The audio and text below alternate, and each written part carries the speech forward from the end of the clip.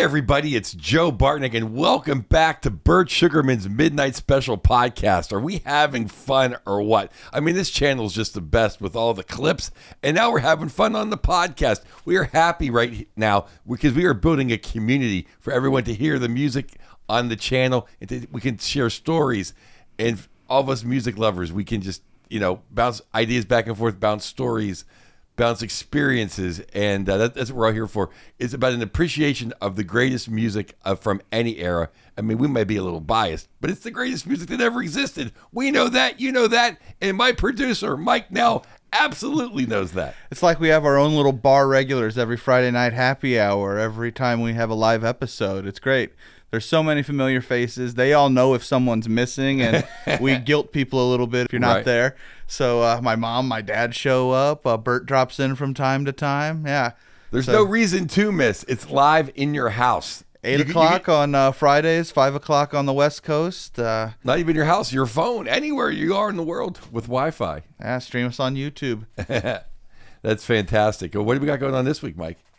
Well, this week we have the queen of rock and roll. Of course, that's only one person, and that is Tina Turner. Yes. I mean, these appearances on the Midnight Special were just incredible. I remember when I was a kid watching Tina Turner, it was kind of like my first sexualized experience.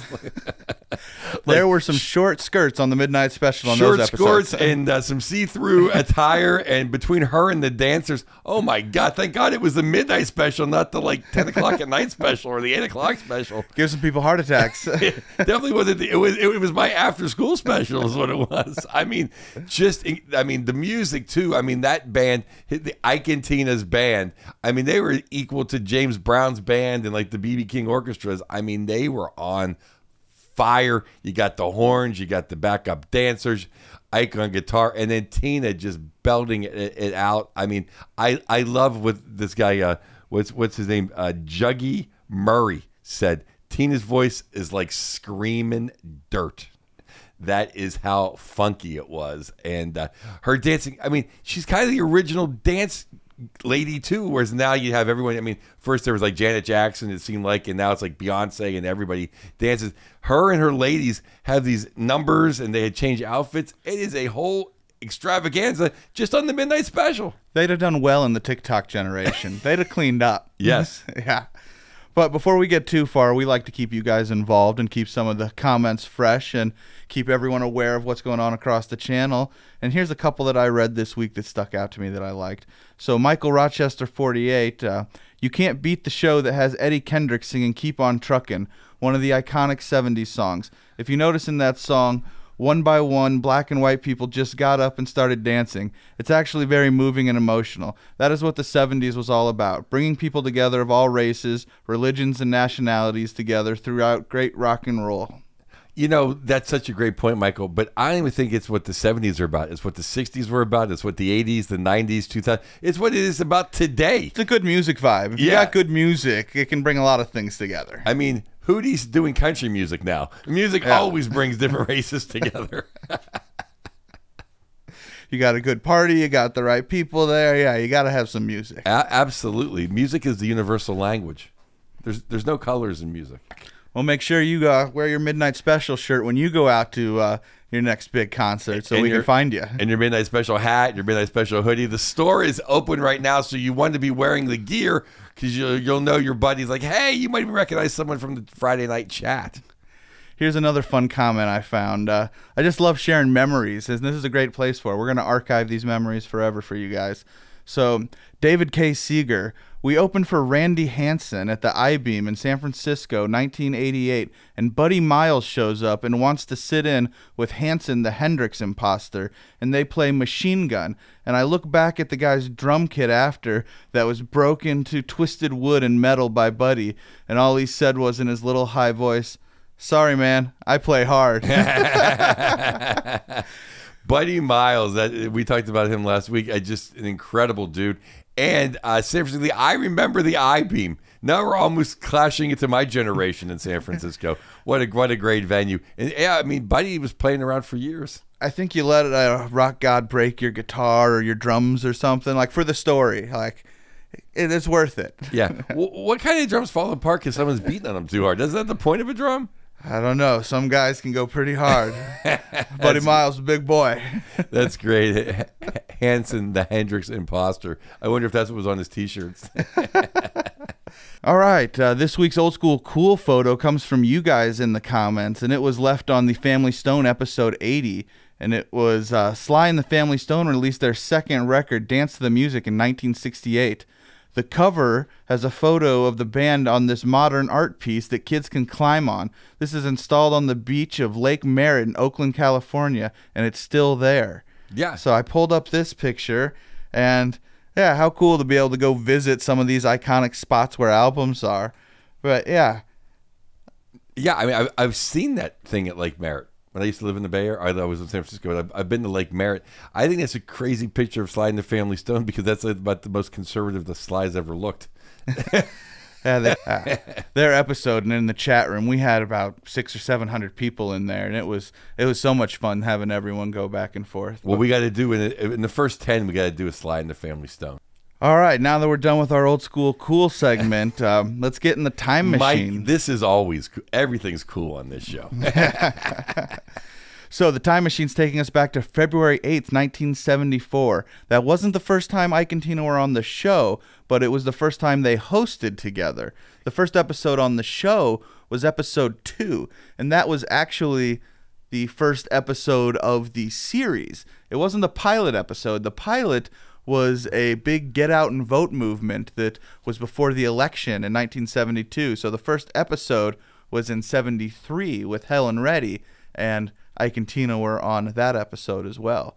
Yeah, it's billed as the first ones in some places on the internet because it was the first one of the series that ran, but it's actually the second actual midnight special. It's funny because Helen Reddy tells a story how she's opened for Ike and Tina, which what? And she said when she was on stage, everyone was screaming like, "We want Ike, we want Tina."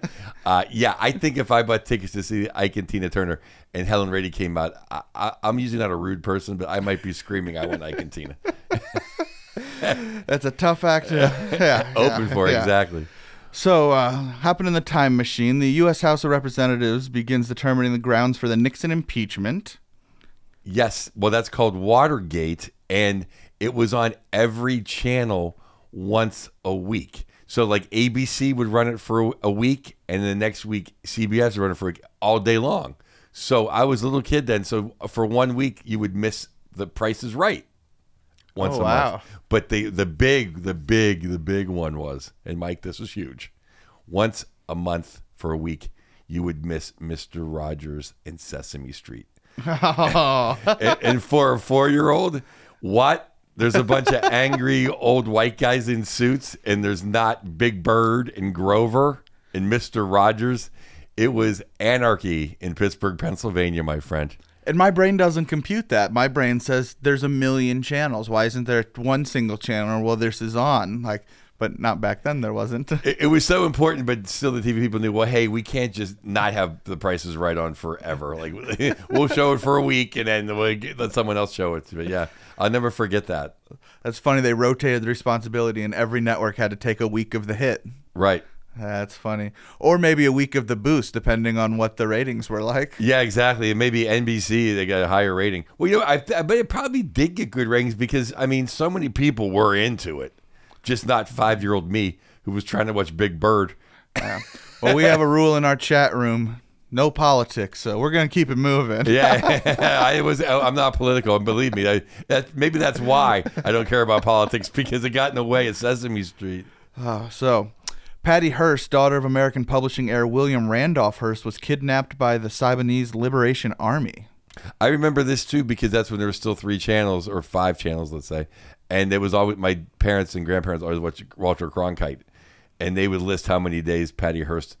It's been 75 days since Patty Hearst. And they have her, like, the first surveillance camera ever. They have her getting, like, abducted in a bank. Oh, gosh. Might have to watch a documentary on that one. Yeah, it's pretty interesting. Because, you know, then she became, hey, these people are cool. I think, I don't know. Now I'm out over my skis. But they're saying that, like, she actually didn't want to be saved. Like, she became one of them. Oh, wow. Some people can. I'm sure they'll get some work in the chat. I'm sure there's a couple good documentaries out about that. Oh, for sure, for sure. All right. Well, 3 U.S. astronauts returned to Earth after 85 days on the space station Skylab.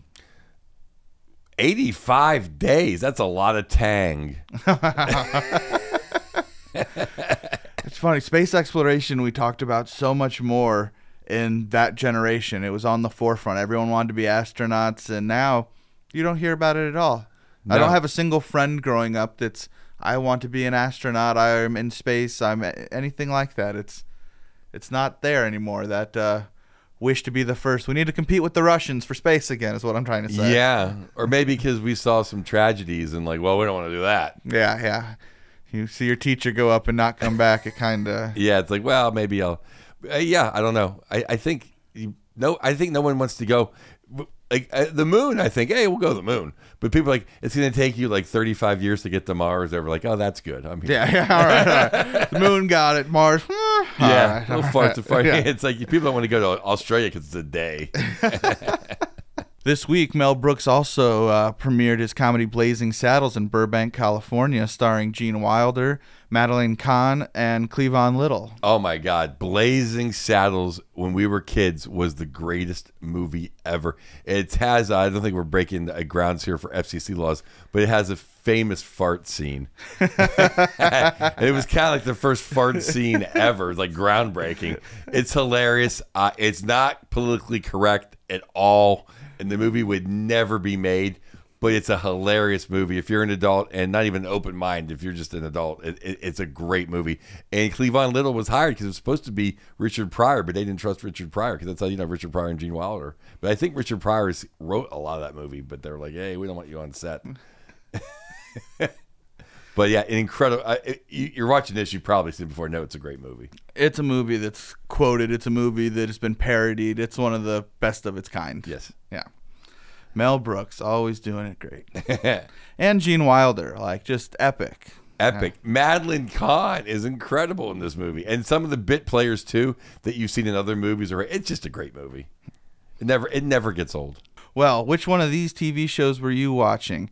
Sanford and Sons, The Brady Bunch, Good Times, or maybe the TV movie of the week, Dracula? Well, you know how much I love MeTV and all those retro TV stations. I still watch Sanford and Son.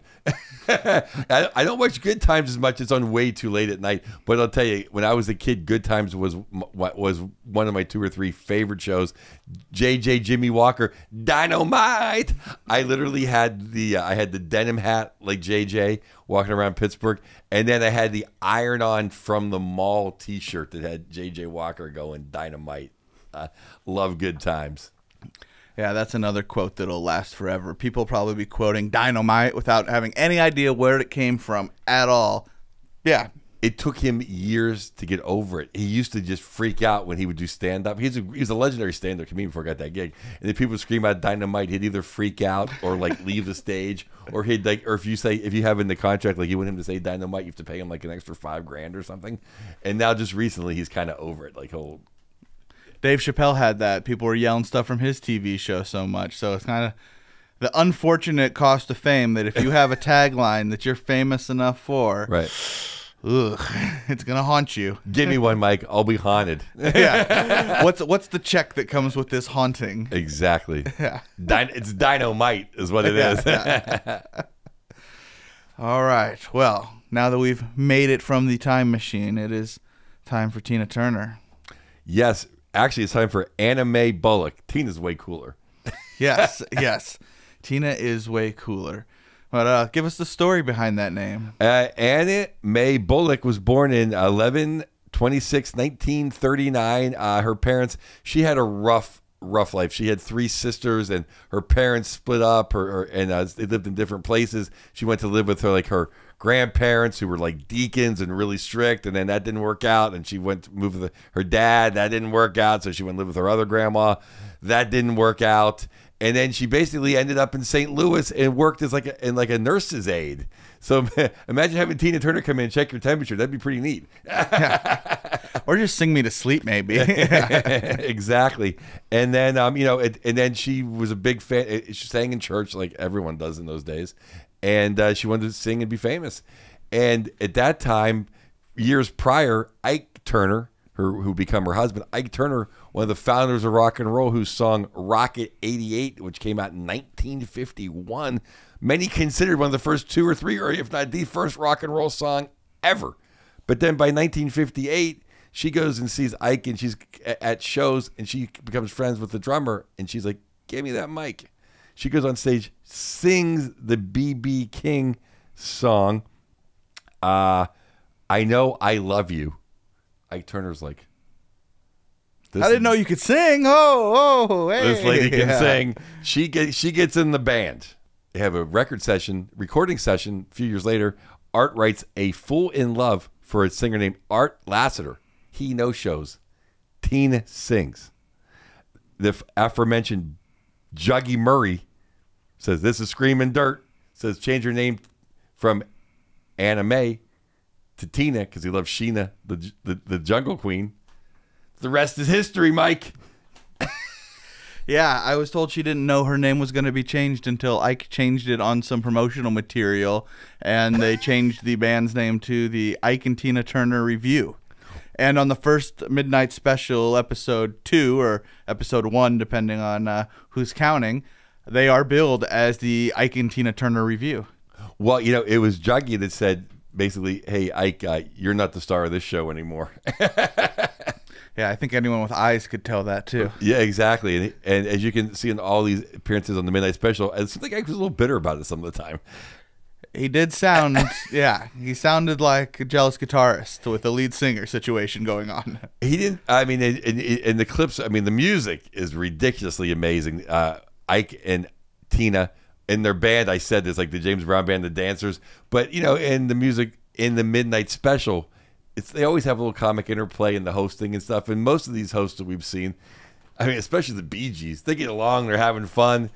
It looks like they're having a marital dispute on the air half the time when they're pitching to these bands. Ike is not playing along with these jokes. And I don't think it was satire back then. Like, that would be funny satire now, like The Angry Couple, but it didn't feel that way back then. And then his infamous black eye line did not land well looking back on it when they were covering the Beatles. Yeah, it's, looking back, you think, well, this guy was he is a jerk, but it's almost like you could see it when you're watching it, like, oh, this guy's a jerk. And then that leads, they have huge hits, It's Gonna Work Out, River Deep, Mountain High, Proud Mary, the Creedence Clearwater song. They are huge, but it all ends in 1976. Tina's had enough of him, and she runs out in Dallas, Texas with 36 cents in a mobile card. Now, it's 1976, so 36 cents is probably like 3 gallons of gas, but still. Yeah, she was famous enough to when she got to the hotel, she was able to explain to the guy, look, I'm Tina Turner, I just need a room, and the person played ball with her and got her a room, then they paid for it the next day with the manager and everything, but just a nightmare. Yeah, it's I'm not going to give a PSA or TSA or whatever the word is, but it's domestic abuse. It's not funny. It's I don't even we shouldn't even bring it up, but he's a bad man, and thank God Tina got away. Well, we're not going to cover all of the negative and domestic abuse stuff. No, that happened on not this, at all. but I'd much rather concentrate on Tina singing her voice and just her. One of the most beautiful human beings ever is Tina Turner. But if you do need any of that story, they portrayed it in a movie with Angela Bassett and Lawrence Fishburne, What's Love Got to Do with It? And Angela was nominated for an Academy Award, and she says that role, playing Tina's life, changed her career. So wow. Being a small part of Tina's story can change your entire trajectory of your life. And there's been people who have played Tina's life in a musical who have gone on to win Tony Awards. So Tina's life has touched so many people, not on just the famous level, but the amount of women, once her story was shared, that came out and read her book and sent in fan mail to say that this story I relate to, and finally let me feel open about this. It was really the first of its kind and monumental. She overcame that abuse and then just made money doing on game shows or talk shows like the Hollywood Squares or Mike Deluxe. But then in 1984, she came out with the album Private Dancer, which was everywhere, had so many #1 hits, and had the song What's Love Got to Do with It? And it was everywhere. She went on like one of the 5 biggest tours in the 80s. She won Best Song, Best Singer, Grammys. It was incredible. What a bounce back, inspiration to everybody. It basically made her a millionaire, 20 times over. Yeah. By 1995, her world tour broke the record for a solo artist, grossing over $100 million. Yeah. So she went from having no rights to her own name and having to fight for it in court with no rights to any of her music catalog or anything. And the thing that stuck out most researching all this is she didn't get to do it as a young pup either. Like, she was fighting through all this and doing this once she already had a family to provide for. Right. Once she was in her 40s, in her 50s, all of this type of touring. So the idea that you can be anything you want to be and still keep going, like, that's a Tina Turner story. Like, just focus on being the best at what you do. And she believed everything would fall in place as long as she was the best at it. And whoo. Yeah, I mean, simply the best. It's one of her highest ranking songs. It's always played at sporting events. And, the other thing, a little trivia about her, first black artist ever on the cover of Rolling Stone. And many times was she on the Rolling Stone covers over and over. Right. And, Ike and Tina got their break opening for the Rolling Stones in 1968. One of their breaks, and that's kind of how she's always been friends with Keith and Mick ever since. So they've done so many huge concerts and projects together. I mean, she really is the queen of rock and roll. I remember a quote watching a documentary of her saying to her manager, what did she want to do? And she wanted to be the first black woman to go and sell out stadiums like the Stones. She wanted to be a rock star. Right. And he said, okay, that's what we're going to do then. And the two of them worked together ever since, and that's what they did. She did. Yep. She sold out. Imagine selling out stadiums. Sadly, in 2023, as everyone knows, she passed away at her home in Switzerland after years of kidney illness. She became a Swiss citizen. Yeah, she was actually considering assisted suicide until her husband donated a kidney to her and extended her life for many years. Wow, I did not know that. Yeah, fun fact. Yeah, that's. Yeah, I mean, without getting, she had so many health issues for years. Mm-hmm. Reading it was crazy. So it was great though that she really got the recognition she deserved the last 10 years of her life. The awards, the achievements. The Kennedy honored her. She got everything.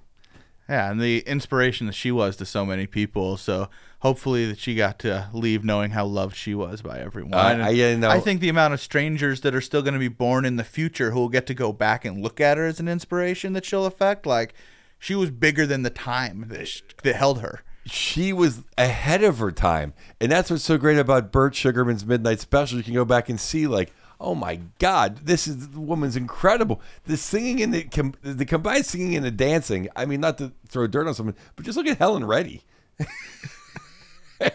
She's not even barely moving, barely singing. And they just have Tina Turner just up there, just like, performing a miracle. It's so incredible. Well, her first appearance, we'll get into the Midnight Special episodes now, was hosted by Miss Helen Reddy, so you watch your tone. They performed I Can't Turn You Loose, an Otis Redding cover, and With a Little Help from My Friends, a Beatles cover. Right. The next show for them was on November 9th, 1973, and was hosted by Jerry Lee Lewis.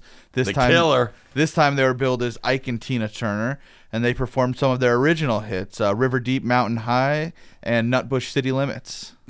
She was born in Nutbush. Right. That song rips. And when she passed, that was one of the songs that was shared from the Midnight Special across all of the fandom, and I watched just the song go viral across YouTube as all of her fans and all the comments poured in, and that one was shared across all of the different vlogs and things because just the performance and energy she has singing about her home and being in that performance. Everyone hop on now, hit pause, do what you have to do, but watch Nutbush City Limits and then get back into the groove with us. So her third appearance this time was hosted by Helen Reddy again. They performed Land of a Thousand Dances, and It's Gonna Work Out Fine. And it was timed strategically because the next week they were hosting, which would be their fourth performance. This episode was featuring ELO, who performed Showdown and Bluebird is Dead, David Essex with his hit Rock On, and Jose Feliciano, Flash Cadillac and the Continental Kids, Mandrill, and Todd Rundgren. Let me say it. Tina Turner's so hot that Jose Feliciano's blind, and even he talked about how hot she was.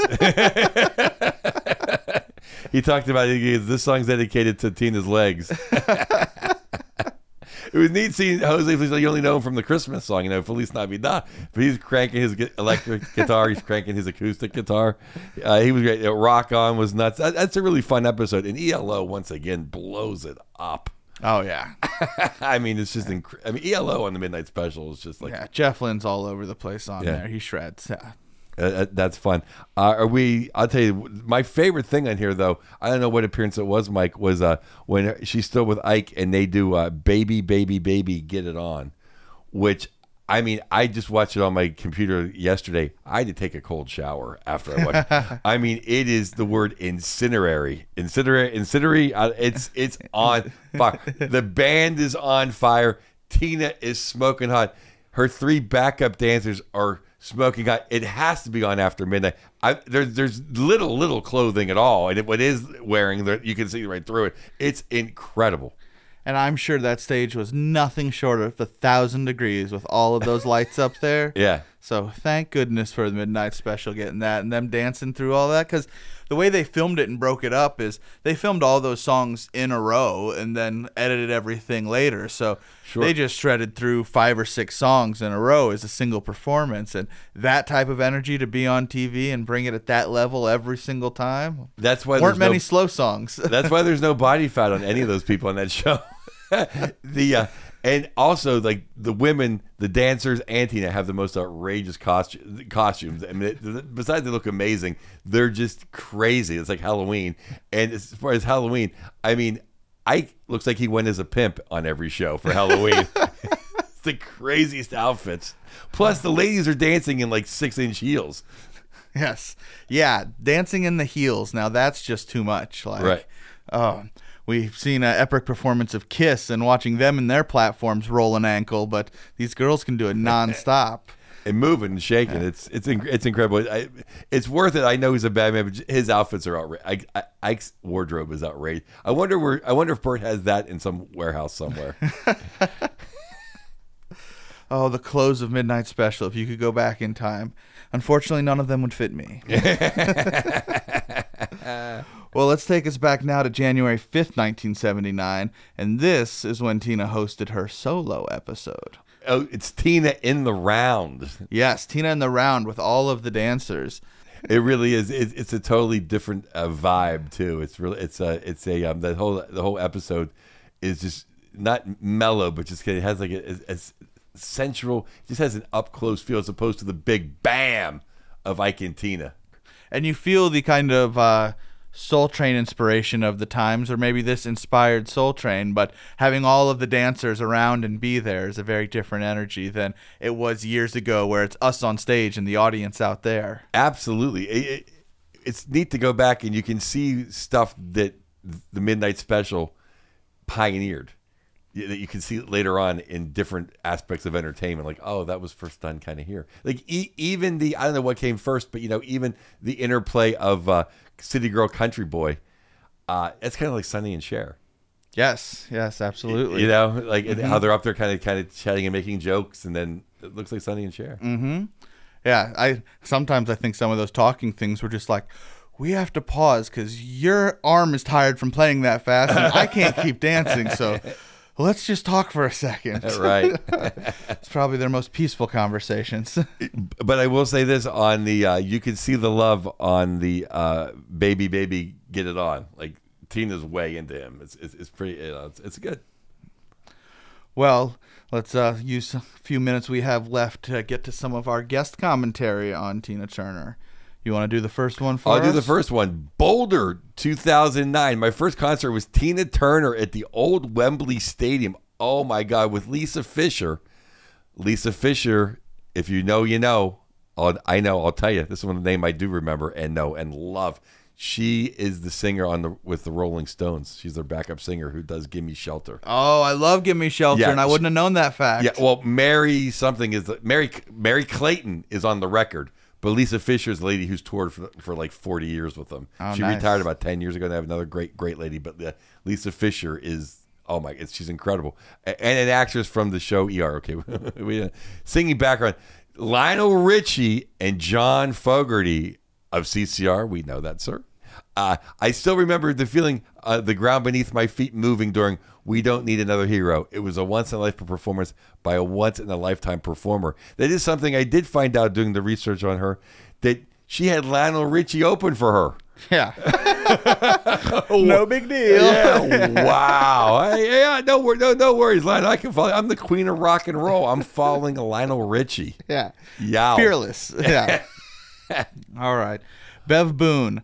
A woman like none other, before or after. I saw Tina Turner at the amphitheater in Raleigh, North Carolina. From the moment she stepped on the stage, her electrifying energy lifted the crowd out of their chairs and off their blankets to her dance to the beat of her mesmerizing talent, beauty, and energy. She was totally captivating in her joyful, exuberant, and soulful performance, both entertaining and inspirational. Tina was not just a performer. She redefined womanhood as being more than just a pretty face with talent, but showed a woman can be powerful, energetic, confident, bold, unstoppable, and courageous beyond measure and imagination. I want someone to say something like that about me one day. I know. Oh, my God. That's very nice. Tina Turner captured lightning in her essence, and when she sang "You're Simply the Best," it was an anthem to every woman to believe that she, too, is the best. What manner of woman is this that can face every challenge with an unyielding faith that simply the best is not about some distant lover, but is about the woman whose heart beats to define her own dreams as a woman? Turner remains a gift to the human experience. Tina's raw talent continues to stir that big wheel inside every woman that dares each of us to be bold, boundless, unstoppable, and fearless, and to be the star on the stage of our own lives. Is everyone else ready to run through the wall now? Thanks, Bev Boone. I was going to say, Bev Boone, we love all of our fans, and I truly mean that, for writing in everything. But Bev Boone, that's the greatest letter into anything I've ever heard in my life. I mean, she should write for the New York Times. I mean, that was incredible. Didn't you think so? Ben Brown's got a hard act to follow. Yeah, it's like, I mean, wow. Yeah. But Tina did that for people. Like, when I watched the documentary about Tina, the fans, everyone who loved her, like the people who'd wait in lines, the people who'd go to 30-some shows, who we will see later in our comments, amazing. That, like, some of the beginning of super fandom, and for all the right reasons. Yeah, a Tina head. Yes. But you can, I mean, everyone loves Tina Turner, and even like your biggest fan here, like for me, let's say the Rolling Stones, like, yeah, they're effing awesome. Like, it's like you can tell she loves her, but just so articulate. It's crazy. Yeah. So Ben Brown Jr. Yeah, he's all right. We love you too, but your one sentence, it's a tough act to follow. It just is. Yep. When I first met my husband of 29 years, he asked me if I liked Tina Turner. I swear to God as my witness, this was the man. All right. Short and sweet, but there you go. To the point. If you like Tina, you're in. If you don't like Tina, there's questions about you. Yeah. All right. Next up is at, oh, come on now, 22. So, oh, come on now, 22. I saw her at the Monticello Raceway in the Catskills back in the early 70s. Wow. And I fell in love with her. I was about 12 at the time. I had front and center for the show. A night I will always cherish. Yeah, you can't beat that. Young Tina Turner in the Catskills. Yikes. Yeah. All right. Ian Downey, 4630. Everyone in my family loved Tina Turner. We would all gather around the TV to watch her in the Flip Wilson show. One of my favorite memories. An amazing woman who is one fantastic performer. I'm so sorry for her suffering in her first marriage, but to her credit, she got out and had a historic comeback. R.I.P. Tina, and thank you for all of your wonderful music. That was a great one. I mean, not as long as Bev Boone, but very nice. All right, next up we got at Bruce Musto. Here's a memory of a missed opportunity for you. I was in the Navy. My ship was pulled into Subic Bay Naval Station in the Philippines. This was around 1980. Sign outside the Enlisted Club said Tina Turner was performing that night. I went out on the town instead. No excuse. Well, Bruce, we know what was on your mind out there in the Philippines, getting off the ship. Yeah. Ugh. Disappointing. Yeah. Could have done better, Bruce. Yeah, Bruce. Yeah. Wiser choices. But, the man's in a war. What can you expect? All right. So this was from our Tina Turner superfan, Donovan Marcel. Donovan, I read all of your email, and it was too long for us to share on the episode and read word for word, but oh my goodness, did you have quite the experience. Mike, I read Donovan word for word. That was more than I read between 8th, 9th, and 10th grade combined. But the short of it was Donovan got to go to 20 plus shows on Tina's tour, and she recognized him when the crowd wasn't up and dancing yet, and some of the backup dancers who had seen him at previous shows dancing and he had made friends with had told Tina about him being a super fan and pointed him out and had told her his name, and by name she calls him up onto stage to do the dance choreography with them to Proud Mary. And he got up there and killed it, and there is video evidence that he shared with us. So you can Google it yourselves, everybody, and you can see Donovan Marcel performing with his idol, Tina Turner. That's all you have to Google. It has 5 million some views, and you can see this epic moment for yourself. It's amazing they have the video, though. That's kind of before things were videotaped everywhere. Mm-hmm. We're happy you shared that memory with us, and we look forward to seeing everyone else's memories. If you've ever been on stage or pulled up for anything, we have to see it. I even want to see your good karaoke performances if they're out there, to be honest. So send them in. But you don't need video. We'll believe you within reason. You can't say you were brought up on Live Aid with Bono. We'll know it's not true. But if you were in Cincinnati and got brought up on stage by, I don't know, Alice in Chains, we'll believe you. I was in the background of We Are the World, just over there. Yeah, I was singing. It was just me. I actually have friends of mine were at Nirvana Unplugged. Oh, the MTV one. That'd be a great performance. But one of my best friends said, he stayed home. He was hungover. I have a buddy that we can't find, and he won't let us know where, who dyed his hair blonde and was in the Slim Shady Eminem video with a million other guys in white T-shirts with blonde haircuts, dyed peroxide blonde. Yeah. So, yeah, fun being out in Hollywood. You get some interesting little stories from people. And yeah, my buddy, the great Mike Morris, comedian, he plays the cab driver in AC/DC's Fly on the Wall video. And our pal Jeff Dye is the guy in Drunk on a Plane. Right. All right, well, it's not all about the famous people we've got to see being cool music videos and stuff, or Bert and Mary's stories that wash ours over. I know. I can't wait to get them on the podcast. Well, now, once the baseball season's over, they'll be more active. Absolutely. And we can't wait to get all of your stories. So email us at the midnightspecialpodcast@gmail.com, whether it's some old school cool pictures, whether you have a story being pulled up on stage, whether you just want to tell us a story about the band we're doing that week. We'll be a little more active on social media once these episodes all start coming out, so you guys will have a schedule of what's going on. And also, sign up for check out our merch store. You get a hat, you get a shirt, you can get a poster, you get all kinds of crazy, great stuff. And I'll tell you what's really nice, the hoodies. I love a good hoodie. Everyone does. It's that time of the season, too. So yeah. Get it there, wear it to a football game, wear it to your outdoor festivals, find some other Midnight Special fans. I tell you, someone always says something about my hat or my shirt, and I get to start a conversation about music. And in a time when everyone's talking about politics, I get to talk about 70s music. So that means my conversations are way cooler than all of yours. Oh, absolutely. And especially now, it's like a little chill in the air in the fall. Now's when you need that hoodie to go see that live outdoor concert. It's like sunny for the opening act, but then by the time the band that's on the Midnight Special comes on, boom, you got your hoodie on. I just got back from Chicago, and there was some great street music out there. You could have been wearing a Midnight Special hoodie, listening to Sweet Home Chicago, played by a band right out by the river. That would have been the move. Yeah, and the hat looks sweet too. I love a good trucker hat. And besides the merch, you can become a YouTube member for $4.99. You get to see the Midnight Special episodes every Monday. So besides the Friday show, you get an extra Monday one, and then you're in the live chats on Friday nights, which are a blast. I just want to personally thank everyone for sending in all your submissions. It makes my job easier because it makes Mike's job easier. So we love having you. It's called the Midnight Special Podcast at gmail.com. So message us through that email or on social media. And once again, I want to thank Bert Sugarman for all the music he's recorded and having us on this podcast. Mary, always the best, his lovely wife. And I want to thank Mike for having me on this show.